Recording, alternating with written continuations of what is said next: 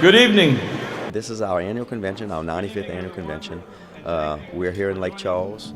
We have over 600 people who have showed up to network, also to learn about things from parks and recreation to highways to drainage to community development to health and hospitals. I mean, we have a list of committees that meet this afternoon, and we'll have speakers in those committees from the state, from the federal government, giving us, the lay of the land and what's the latest that they're doing to be able to assist us in doing our work on a daily basis. We're the Louisiana Police Jury Association, and we've been in existence for 95 years. We work with local governments throughout the state, parish governments, and we just kind of help them run their business on a day-to-day operation or the day-to-day operations of business.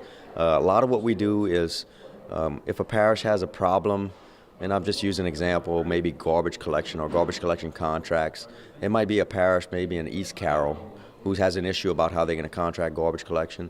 We may have just helped the parish in Avoyelles do it. So we put those two parishes together, we try to make them network, and we help them just run their day-to-day operations. We have a lot of issues in a lot of small parishes that revenue is not what it used to be. We're struggling for that. We have a lot of issues with incarceration, opioids. We also talking about the flood insurance. It's a serious problem. Flood insurance has gotten to where you can't afford it. They're working on it in D.C., and we're working with them. We have a seat at the table with them, so it makes it good. That way we can help design something that would work.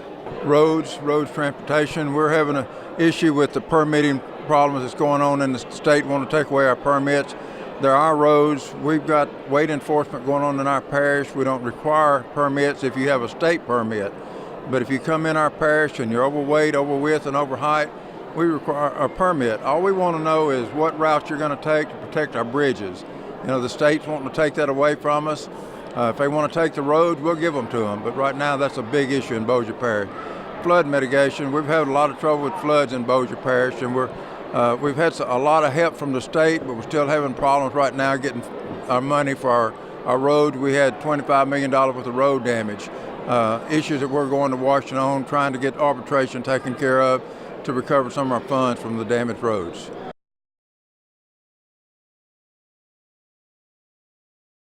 Well, actually, in our parish right now, drainage and water, we have problems even on a regular rain event. Like last Monday, we had 5 inches. In the inner cities of Houma, Terrebonne, we have problems where waters has no place to go. So a lot of forced drainage projects we need in areas to divert water in different areas. Now, our lower ends get that storm surge, but we have levees that are being done now, and also floodgates with this new administration that we have, as well as the other administrations in the past. But now we're able to get the funding, so that's always the case in anything funding for projects. St. Charles Parish has issues that are similar to those that we've talked about last year. I actually just left a committee meeting giving an update on the National Flood Insurance Program renewal/authorization. So it's got to happen this year. We really look for a permanent solution to the program. It's a statewide issue, but it's also a nationwide issue. So this association's really been a good supporter, a good help, a really good backbone for us to fight that fight and try to get the program to look a way that would make things affordable and safe for Louisiana. In my parish, we have a problem with water drainage. We have some creeks and waterways that need some deepening and widening. My neighboring parish, which is Taspahoe Parish, is having the same issues. And we have funding that's coming through the Governor's Office of Homeland Security. But in my parish, my biggest issue is having match money. They tell me I have $1.2 million, but in order for me to get my projects done, I have to have that match money. So I'm trying to find ways to get some match money so I can use the funds. To urge all sides in Washington to reauthorize the program on a long-term basis. It is vital to our state. We benefit from the flood program more than any other state in America, with repeated major flooding events that have resulted in payments to Louisiana insured for flood policyholders more dollars than any other state. So a long-term reauthorization is critical to our economy. We have a working coast, not a retirement coast, and it is important not just to us that those folks are able to live and educate their children and get police and fire protection in those vulnerable to flood areas, but it's important to the rest of the country. We provide energy, we provide seafood, we provide port facilities to to generate economic activity for the rest of America nationwide. The problem with the flood insurance program, which is run by the federal government, is that it's financially unstable because of all the natural disasters we've had. It's had to borrow money. And some of my colleagues want to pay back that borrowed money by raising the premium so high that nobody can afford the insurance, which undermines the entire program. So why do you need the program if nobody can buy the insurance?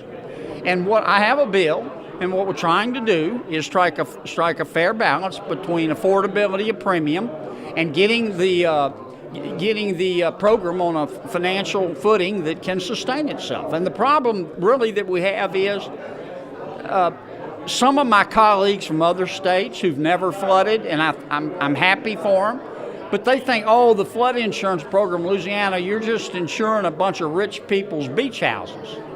Well, that may be true in some states, but it's not true in Louisiana. And some of my colleagues in the Senate are from states they've never had flooding, and I'm happy for them. But my message to them is, you've never had flooding, but let me tell you something. If you get 20 inches of rain in 2 days, I don't care if you're living on Pikes Peak, you're going to flood, and you're going to wish you had the flood insurance. So we're fighting. Disaster recovery is a big issue that has impacted Louisiana probably more so than most parts of the country. But it's also interesting to know that last year, over 800 counties, that's a quarter of all of the counties across the United States, had presidentially declared disasters. So the whole issue with FEMA and with disaster recovery is something that's certainly important to Louisiana, but it's an issue that's important to people in California, where we've had some horrific fires and floods, to people on the East Coast that have suffered the consequences of other hurricanes and other flooding situations. So that's one of the real focus areas of NACO right now. As far as the state budget goes, the governor, and the legislature last year seems to have passed a stable funding source as far as getting their finances in order. We were concerned last year that they would start cutting locals in monies that we get back from them. It's our tax money coming back to us to help run our parishes.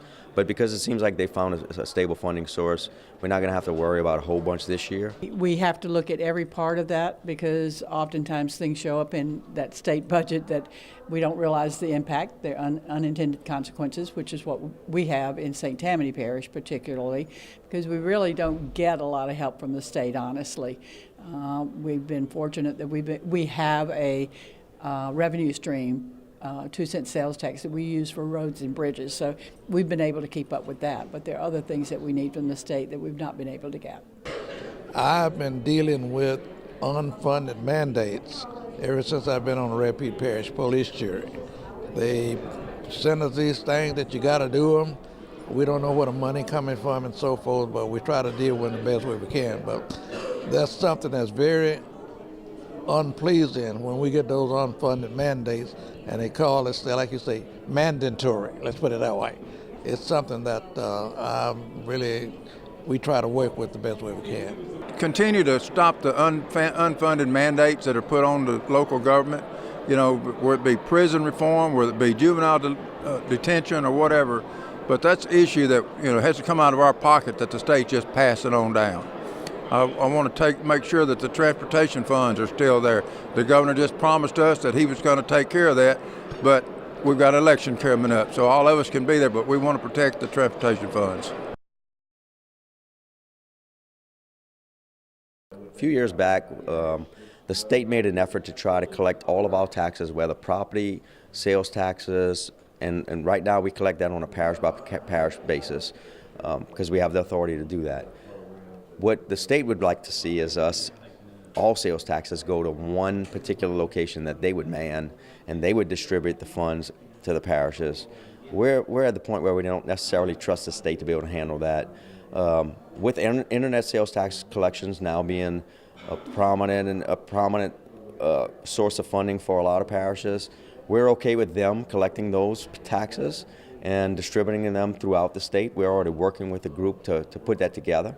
But as far as sales taxes and property taxes, we want local authority to be able to still handle that the way we handle it. I believe that the parishes, each individual 64 parishes, should be collecting their own taxes from that area. It shouldn't be turned over to the state. And I think that's one of the things we're going to fight for as the executive board, to make sure that each parish controls their own taxes and everything. As a country girl, I'd say if it's not broke, don't fix it. And it seems like to me that local government handling their own dollars and not going to one big pile of money from the state of Louisiana is not really fair to the parishes, because each parish works hard to get their levels built, and they are responsible right directly to the local people. And when you're dealing with local people, you're better. You're a better place. You're a better government. Too big is just too big. I agree. The local level should be the foremost people involved, because we know the area, we know the district, we know the community, and so I think that's a point well taken. Definitely am opposed to that as well. We fought that with good reason a couple of years ago, and I think we'll be doing it again. And, the temperature in the legislature is a little different, so maybe we'll have a different outcome this time. But it's definitely something we need to oppose again. Tax collection should stay on the local, because it needs to stay in the hands of local government so we know where those dollars are going, so it can stay in our parish. I think what we're worried about, that it's not going to stay and it's going to go to other areas and divert to where we need those tax dollars within our parishes.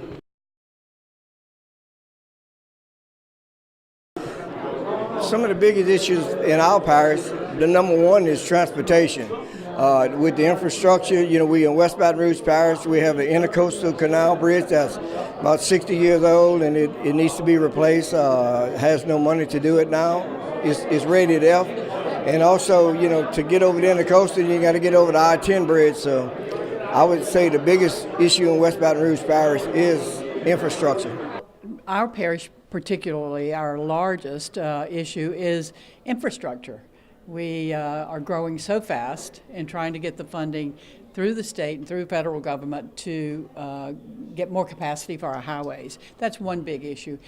The state is trying to do a statewide weight limit on roads, even in parishes that already have something in place. So we'll be talking about that too. I think it's necessary, absolutely, but I think each parish has to have their own. One of the issues that Bossier Parish is dealing with now, I think that probably will have to relate to the state budget, is our highways and our bridges. We have had a couple of floods in the last 4 or 5 years that has taken off the top surface of some of our roads. And we've been working with the state and the federal government on trying to get some funds to get back into Louisiana and to Bossier Parish to repair these roads. Also, the state DOTD has come in and rated some of our bridges, also has closed some of our bridges down, and we're looking for funds. We have to go back and build those bridges and rebuild them, and those are two of the biggest issues that's been going on. And as of right now, with all the rain that we've had in the last several months and weeks, we're now dealing with high water, trying to prevent floods. I'd like to see the state repair or resurface a lot of our state roads within our parish. We've appointed a task force to look into a new I-10 bridge, which would be a 6-lane bridge, and of course 80,000 vehicles traveling over I-10 bridge every day creates a problem with traffic, and of course the bridge was built in approximately 1951 or 52. So those are the two main issues right now that we're trying to address and get on the forefront. the industrial tax exemption program. That program itself was a tax exemption program that the state rebated for years. They would rebate local sales taxes without the locals really knowing they were rebating it. In 2016, Governor John Bel Edwards signed an executive order giving the locals some authority to look at those applications on a case-by-case basis. The police juries, the school boards, and the sheriffs all get to take a look at those applications and either approve or deny them. And what do you feel needs to happen moving forward? In the case of ITEP, I think what needs to happen in moving forward is we want to continue our local authority. We definitely want to make sure that we have authority over those applications. It may be a means that we try to find one person that would handle those applications, and he would carry those applications through the parish and meet with the school board, meet with the police juries and the sheriffs. That person we feel probably needs to be the state's employee. Maybe the Louisiana Economic Development already has people who are regional members who take care of us on a daily basis. And so we wouldn't have a problem if that regional person who works for LED would come in and maybe handle the application and get it approved or denied. We're proud of the fact that about over 90% of the applications that, since the governor signed the executive order, over 90% of the applications were approved by police juries and parish governments throughout Louisiana. So we're doing something right, and we're excited about that, and we want to continue the program. We acknowledge, I think the more than 90% approval rating acknowledges the fact that we understand that ITEP is a good thing, and we want to continue it. We've had some big LNG, liquid natural gas companies that have moved in, and others have not announced yet that may be coming. And so we have an economic boom, I guess you could say, going on in our area. And we have done some things to make that happen by giving some of these industries a tax break for a period of time so that they have the will, number one, to come to Louisiana, and number two, to stay. And it's all about local government and local government. And I think that's what the people want. That's a controversial issue. It depends who you visit with about the matter, but the whole thing in a nutshell, you have to do that to encourage industry to locate here. We are a petrochem parish, and anything we can do to enhance the growth of industry, I speak for myself, I'm for it. I think it's more accountability, which is a good thing. So the politics, I don't think, are going to be a whole lot different. I think it'll be a positive thing, and I'm okay with it.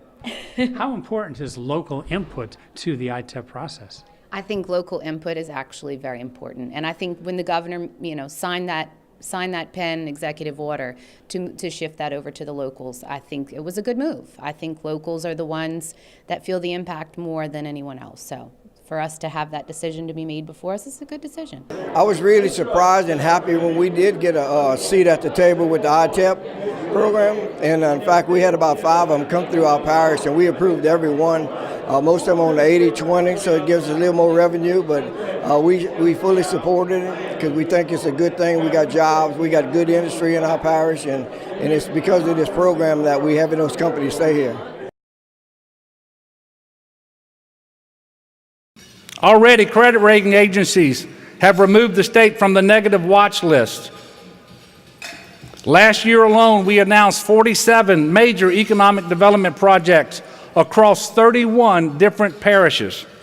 Since 2016, the project wins we've announced are delivering more than $33 billion in capital investment in Louisiana, creating 27,000 new permanent jobs and retaining more than 21,000 existing jobs all across the state of Louisiana.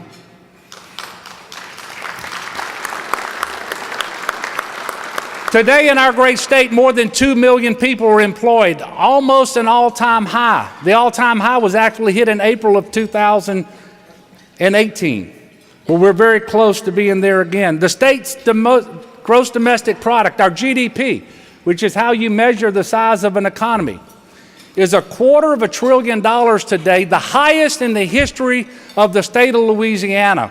Our economy is bigger than it has ever been today, and it is growing faster than all but 2 other states in the southeast region of our country.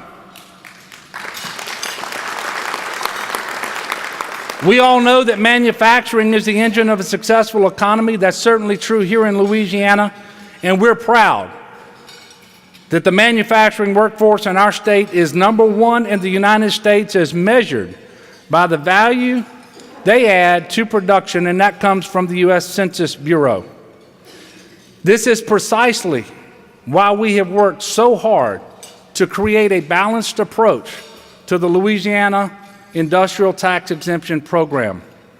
Today, after changes that we made, ITEP delivers an 80% exemption for up to 10 years to manufacturing companies who commit themselves to invest in our state and to create jobs in our state, or at least have a compelling narrative about retaining jobs in our state. Before I became governor, for decades, this operated as an automatic 10-year, 100% exemption, unilaterally given by the state, even though not a single dollar of the taxes being exempted would have otherwise gone into the treasury of the state. They all come from local government, every single dollar. That is why I thought it was imperative to give local government, including police juries and parish councilmen, a seat at the table so you can determine for yourself whether you think that project warrants that exemption. I think it's the right thing to do to partner with local government, the people who are closest to the constituents all across the state of Louisiana, and to give them a seat at that table.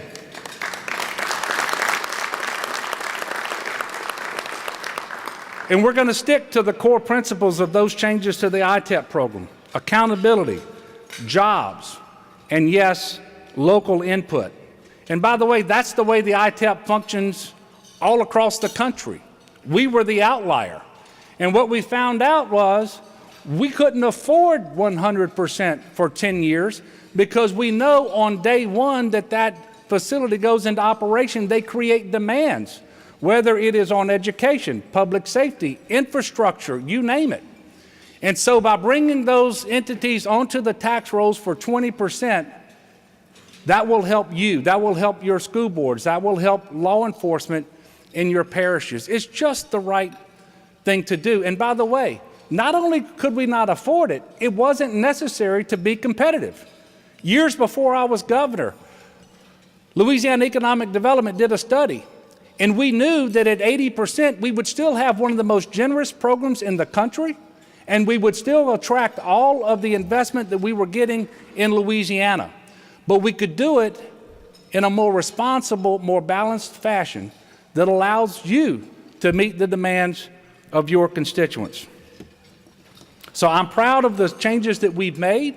I will continue to work with all stakeholders as we work together to perhaps change the process a little bit, but those core principles are not going to go away so long as I am governor and your seat at the table is secure.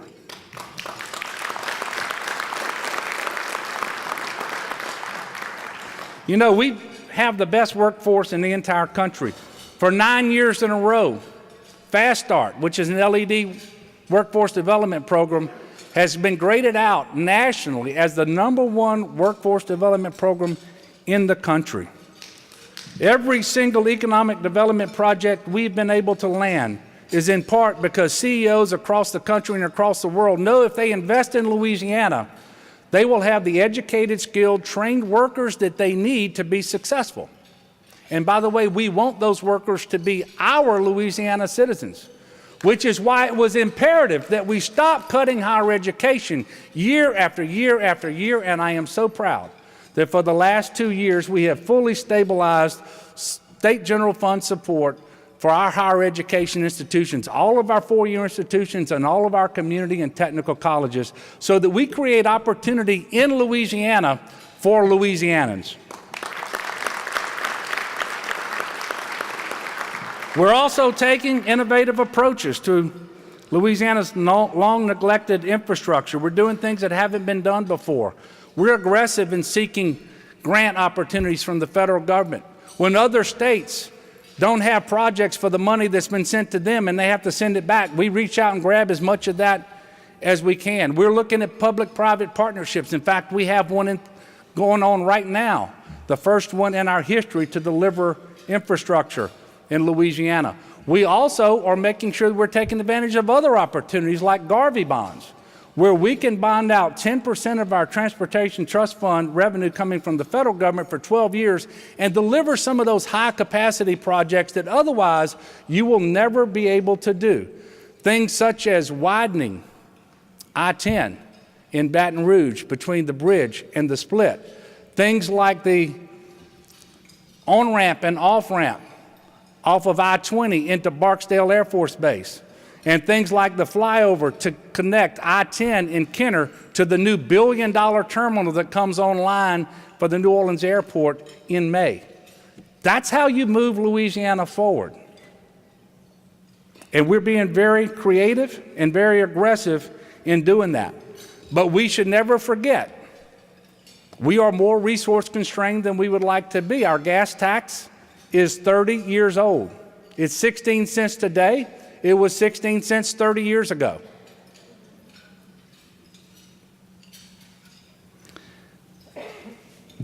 Last year, DOTD put up 308 projects for bid. That's a total of 820 miles all across the state of Louisiana.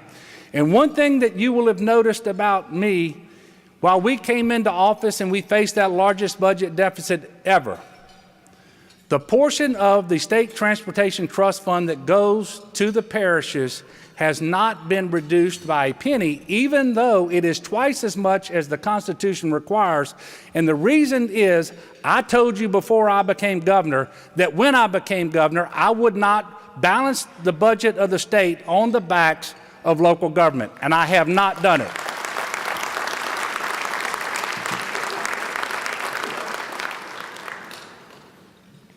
I'm also excited to tell you that we're in the midst of implementing the most comprehensive bipartisan criminal justice reform in the state's history, using evidence-based reforms focusing on nonviolent, non-sex offenders, and approaches that have worked in other states across the country and across the South. And we're already seeing good results here in Louisiana. And we actually were disciplined enough last year to deliver upon our promise to reinvest 70% of our savings into the criminal justice system to ensure that our reentry programs are going to work, to make sure that more people have education and training, substance abuse treatment, mental health treatment, so that they will be successful when they reenter society, because this is what we know. 95% of the people who are in prison are going to get out. And every time someone gets out unsuccessfully, you create at least one new victim of crime. And by the way, I'm very proud to tell you that what we did in Louisiana, I was able to share with the president in New Jersey this past summer for 2 hours. And then he eventually signed into law a federal act that mirrors what we did here in Louisiana. And by the way, I think it's imperative that the governor of our state, whoever that happens to be, works well with the president and the cabinet and the Congress and our congressional delegation, whoever that happens to be, because that is the only way to put Louisiana first. And that is what I told you I would do when I ran for governor.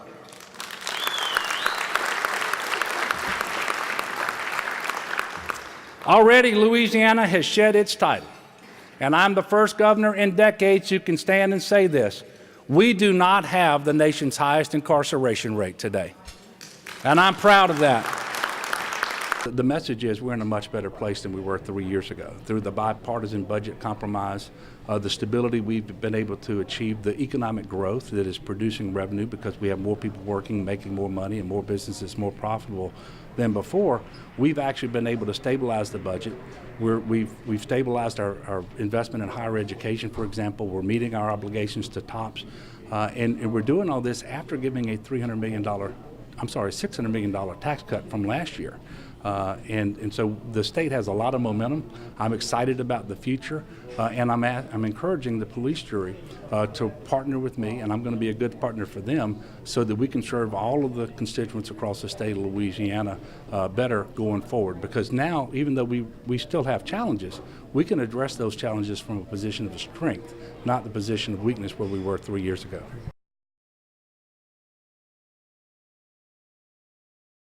LA 19 and LA 67 The message really is some good news on the Comite Diversion Project that is ready to move forward, that's fully funded with the support of the governor and his relationship with the Army Corps of Engineers, and so we're going to be announcing that. And we're also we'll have talked about the new changes that we've made to the statewide flood control. Given the great floods of 2016, the state had been historically spending $8 million a year. This year we're going to be spending $20 million. We budgeted it last year, and this is the first year of implementation. So we're going to talk about what some of those changes are in the program. Just how serious is the flood threat, and how is this going to alleviate some of it? Well, drainage and public works is absolutely essential for quality of life and safety of the public, and so we absolutely need to do more of that. It's that unseen infrastructure. Everyone wants a smooth road, no one wants potholes, but people don't think about drainage when it's not working until it's too late. So the goal of this presentation and of this whole initiative, whether it's the watershed initiative that the governor launched where all of the agencies are involved, or the drainage works that we're providing assistance to local government and police juries, it's a huge asset, and it's something that we have to take more seriously. I came here today to talk to all of the local parish presidents and town council members, parish council members, police jury associations across the state about the work that we're doing within the CPRA to restore and protect our coast. So the work that we've got going on this year and over the next 3 years, from restoration projects to hurricane protection projects across our coast. If you look over the last several years, we've heard the federal government say you guys need a plan. You need a plan. In 2007, we've got the first master plan that was developed. It's updated every 5 years. We're now on the third rendition of that plan. And for the first time in our state's history, this year, you will see some of those revenues that we have been anticipating for the last really decade.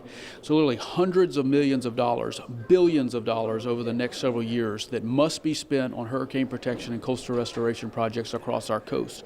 So what that's going to allow for is some of these projects that have been envisioned for years, some of these large-scale hurricane protection systems, some of these large-scale restoration projects will be hitting the ground this year.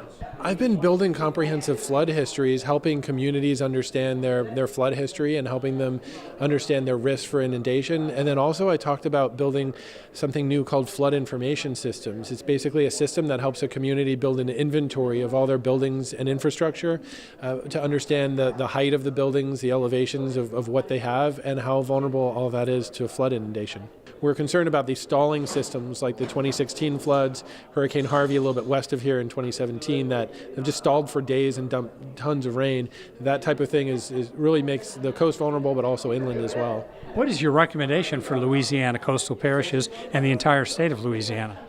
We can't stop the floods from coming, but we can always build inventories. We can do what we can to understand an inventory of our buildings, where they are, how high they're elevated, our roads, where they are, how high they're elevated, and have these robust inventories. So when the floods come, we have a really good idea who's vulnerable, who flooded, who didn't flood, and help to plan for the future to know who's at most risk.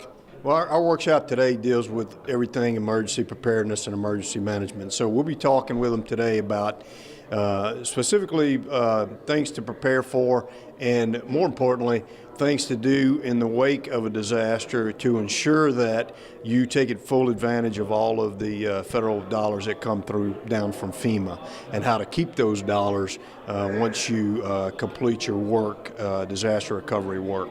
What recommendation do you have for local officials to be ready for this upcoming storm season? I would say we put out several toolkits to get them ready for just exactly what I talked about with the post-recovery work to capture those dollars and to make sure you keep those dollars. So checklist, force account labor, force account equipment, making sure you have all those documents or those checklists up front so that you can easily fill those out and keep track of the money that you expend fighting these disasters. Our workshop today dealt with fire protection and EMS, working with these local officials in these parishes to teach them how, number one, the State Fire Marshal's Office can be a better partner in fire protection and EMS, and secondly, how we can help them make their services better. We got a phenomenal group of first responders across the state that answers that call every day.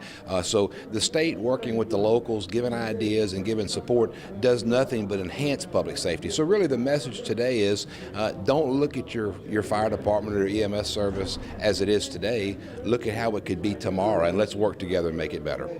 Well, our workshop deals with the energy and environment. I did a department overview of LDEQ, basically talked about air quality, water quality, talked about some issues that are important to police juries, such as waste tires, Keep Louisiana Beautiful, some of the air quality issues that dealt with attainment. You know, we're finally in attainment for all criteria pollutants in the state, every parish. So there's just some high-level subjects, along with some that we drill down on that's most important to the jurors. So we're going to be talking about how healthcare has improved dramatically under Governor Edwards' leadership. We have gone from 1 in 4 adults being uncovered, not having access to care other than through an emergency room, to now fewer than 10% lacking insurance. Not only have we covered people with health insurance, but they're getting services. People are healthier as a result of the Medicaid expansion. We're going to talk about the kinds of things that have improved, like breast cancer screening, like colon cancer screening, mental health and substance abuse, treatment have all improved. We're also going to talk about the economic benefits of the Medicaid expansion, billions of dollars into the economy, many hundreds of millions saved, and the ability to then invest in other state programs. Finally, we're going to talk about some of the exciting initiatives for this year. We're tackling cancer, working on breast and colon. We're working on the opioid epidemic. We've made tremendous progress, already seen a reduction of 25% in the number of prescriptions that have been given in the state of Louisiana with our new rules. And we're focusing on hepatitis C and being the first state to eliminate an infectious disease, and the many other exciting areas that we're making progress on. And so today will be a great conversation about that. One of my concerns is the mental health issues with our jails. We have a lot of mental patients, and the parish is having to pay all these hospital bills and taking them to the ER, and there's not a whole lot of mental health coverage. So I wish through the state, federal government, that we could get some funding for our mental health issues. Today I'm here to talk about parks and recreation, all the new things we're doing with the state parks, but to all the local elected officials here, it's so important that I listen to them. All our ideas about staycation, Mardi Gras all over Louisiana, all the great things we're doing for tourism in Louisiana, we've got to work as a team. And most of these ideas come from events like this. Listen to the local elected officials that know their community best. And I'm just here to help support them and drive tourism to their communities. How important is tourism to the economy of Louisiana, particularly in some of the rural parishes? Well, I think as we push the staycation and we get more people to hashtag Only Louisiana and share those experiences in those small towns and cities, we're seeing more and more people get off the beaten path, follow these new trails all across Louisiana, and see unique things they've never seen before. And if you go and have a good time, you'll share it with friends and family, and that'll drive more people to those communities. So we're really rolling up our sleeves and making a real effort to concentrate on that rural tourism all over Louisiana. We've got so many special places to see, things to do, good food and music in every corner of Louisiana. Our message today has to do with agribusiness and trade and agriculture and the interplay amongst them, and really talking about where we're going to be in the next year. You know, as we're resolving these trade issues and we're getting very, very close, I think you're going to see greater movement of all goods and products, including grain and other things, and of course here in Lake Charles, a number of petrochemicals. And if you look at where we're at, there's extensive growth that is coming, so we expect a very good year. Of course, we're always praying for good weather dependent, for all of our farmers, and for, hopefully we can get the timber industry in motion. There's going to be a lot of activity in the oil industry. So basically to talk about and show what the importance of agriculture and all of those industries are and how it's interrelated with trade and where all the trade deals are going and where we expect to be in the next year. And I think we're going to see some very positive economics in the entire agricultural sector. What does agriculture and timber mean to Louisiana? What it means to Louisiana, remember, we're $13 billion a year. Trade is $8.3 billion of our products that we export. But right now, 60% of the nation's grain that is exported comes to Louisiana. We're working on projects to get that up to 70%. It is the foundational industry of Louisiana. The natural resource-based industries, agriculture, forestry, aquaculture, oil, gas, mining, the minerals, all of that, those are the original dollars. We grow that, we protect that, we grow our entire economy. And that's the message, but also to show in black and white what these dollar figures are, what the diversity is, you know, what's happened in the last year and where we're going next year.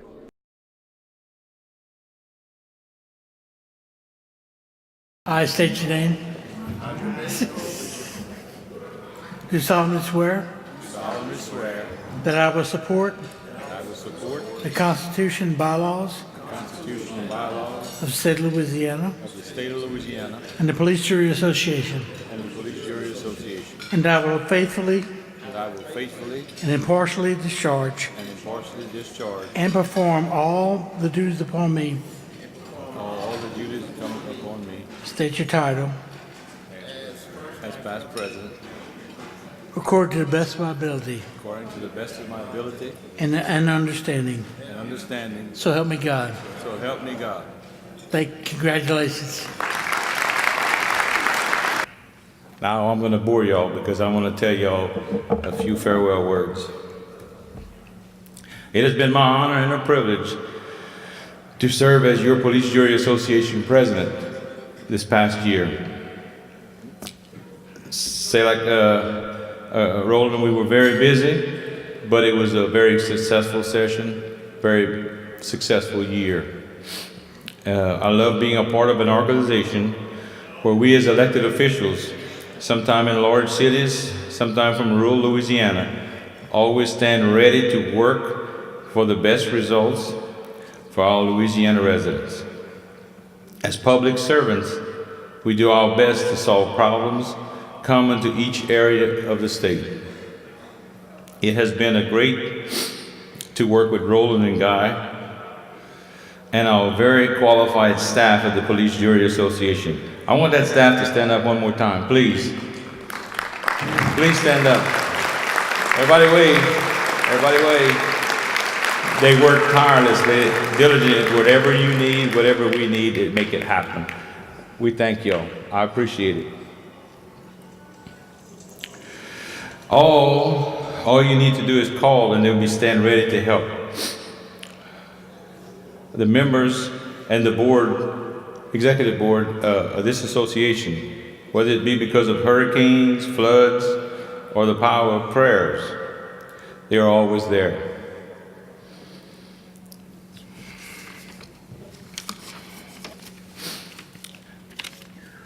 Addressing legislative issues is critical to the success of our association. We only had 4 sessions in 2018. So Guy was pretty busy, just to let you know. And he did a great job. Our legislative team tracked more than 270 bills that could have an effect on local government. Some bills that would have stripped away local government's authority to regulate some of its own policies and ordinances were defeated. Because of your involvement in keeping up with legislative bills and working with your local representatives and senators, we were very successful again this past year. Our legislative team did a great job in defeating bad bills and passing good ones. Our programs that affect local governments were fully funded this past year. So hats off to Roland and Guy and all of you for a job well done. I also would like to acknowledge our partner associations that by working together with local government issues, we were able to bring a united voice to the Capitol, whether it be in Baton Rouge or in DC. When we stay together, we stand strong. And we try to carry that message all the way to DC. Our yearly regional meetings is something that it's wonderful. They were a huge success this past year. I would ask that you would please continue to show up and support these regional meetings because it's so important to the people that want to showcase their area and we work on legislative issues. I would like to thank my high school sweetheart, and wife of 40 years, for all the love and support through this journey that I would not want to do with anybody else and would not want to do without her. Kathy, I love you. May God bless you all and keep you. Thank you.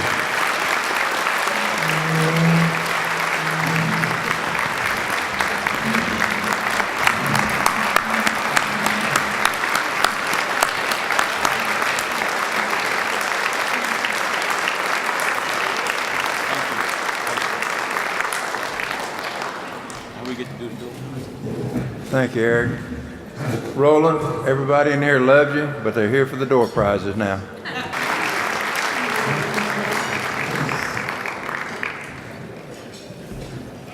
I state your name. I, Glenn Benton, Do solemnly swear do solemnly swear that I will support the Constitution that I will support the Constitution and bylaws of this state and bylaws of this state and the Police Jury Association, and the Police Jury Association, and I will faithfully, and I will faithfully, impartially discharge impartially discharge, and perform and perform all duties incumbent upon me all duties incumbent upon me as President according to the best according to the best of my ability of my ability and understanding. and understanding. So help me God. So help me God. Congratulations. Thank you, brother.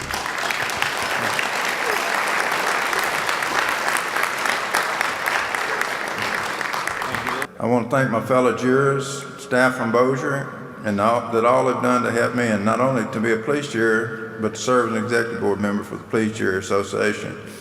I want to thank Region 4 for giving me this opportunity to serve on the executive board. I want to thank my extended family. This bunch of folks back here in the back really know how to give you encouragement. For 8 years, they've been part of Pat and I's extended family when we come to our meetings, and I'll cherish those memories forever.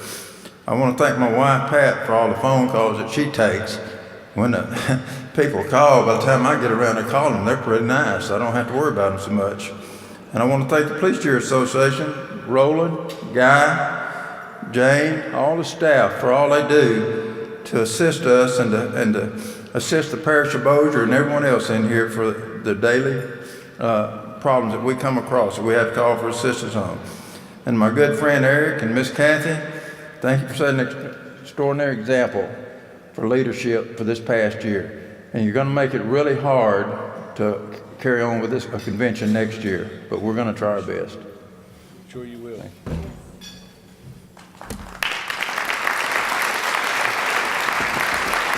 Resolution in memorandum.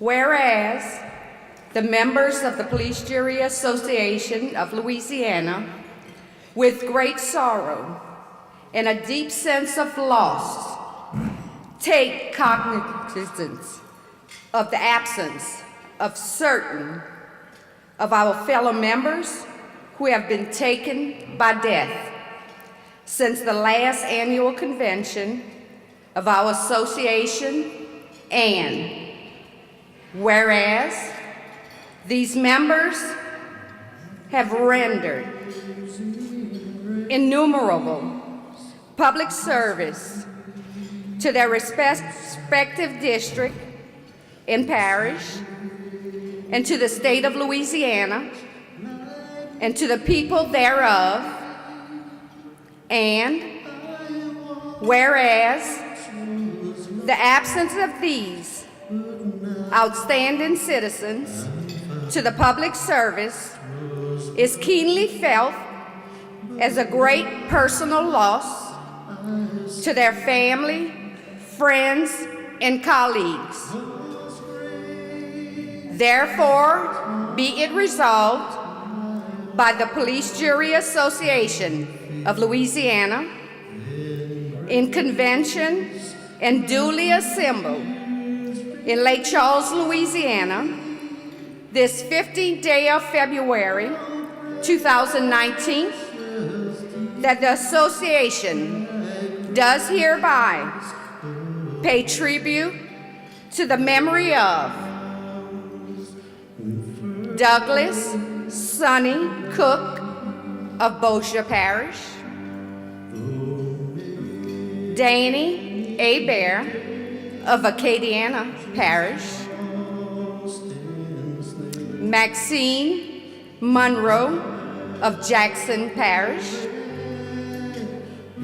Albert Colleen Payton of Catahoula Parish, Joe Strugis of Claiborne Parish, and William Trevone of Tinsel Parish.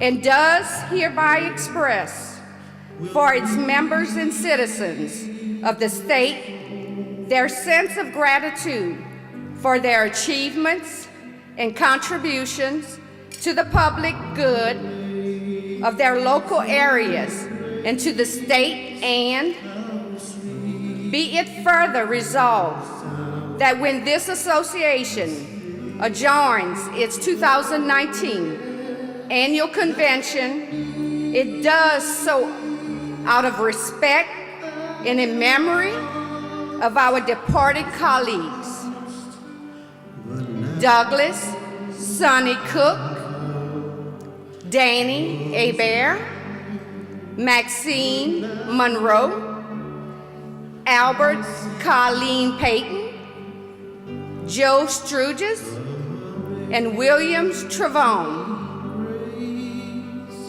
This resolution, adopted by unanimous vote of the members of the Police Jury Association of Louisiana, this 15th day of February 2019, in convention and duly assembled in the city of Lake Charles, Louisiana. I want to just turn your attention. We're going to be doing a good tribute to our good friend, Mr. Roland Dorquez. So I'm not going to say a whole bunch of stuff because I think we're going to reserve those comments for Roland. But I want to turn your attention to the monitors. If you're sitting on stage, you look over to the left and the right. If you're sitting in the audience, look at the big screen. And Roland, make sure you got a good view of one of those TVs, buddy. We wish you the very best. We hope that you will call on us anytime that you might need us and we can be of assistance. And so again, I want to congratulate you and may God bless you. We're Roland's Angels and we love you, boss.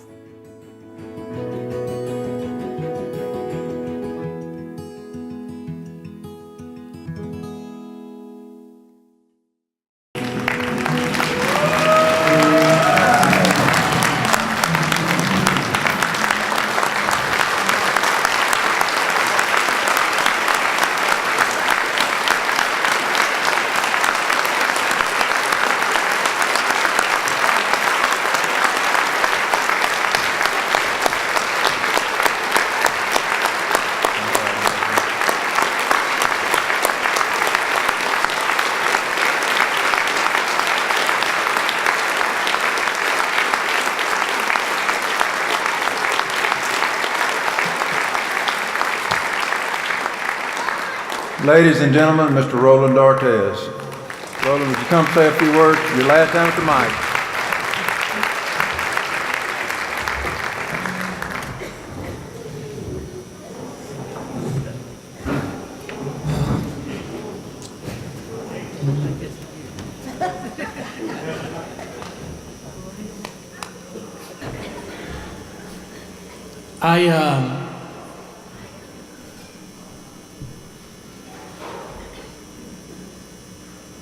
This is tough, man. Love you too. I got my family here, if y'all stand up. And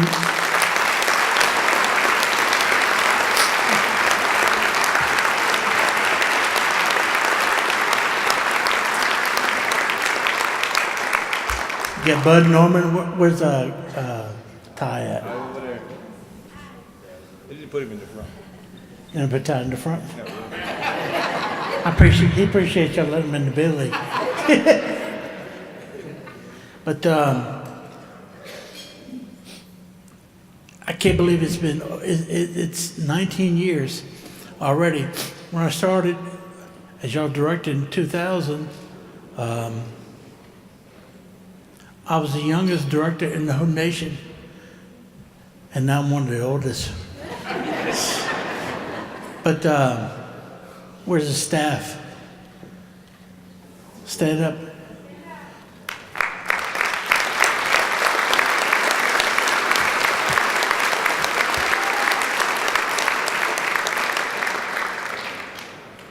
Those ladies make mean guy look good, don't they?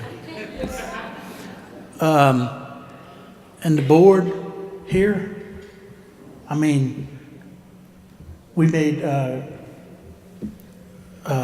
Eric and Joe work like hell the last 2 years. I appreciate everybody for what you've done and what you continue to do with the little things that you have. I mean, Guy could attest to this. We go to the Capitol and we realize that, in all honesty, the parishes, in our opinion, is the main guys.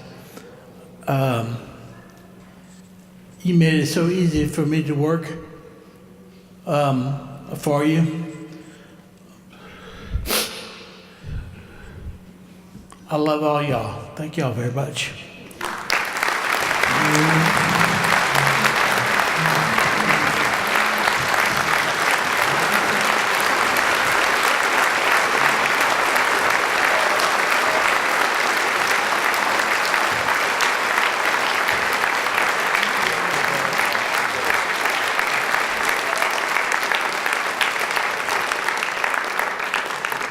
To make a few comments about Mr. Roland D'Artes. This guy is so impressive. When you talk to any administrative head in Baton Rouge or in DC, or if you're at the Capitol in Baton Rouge or in DC, they respect this guy. He has made a reputation about when he goes and talks about our association to these people, Roland says gospel.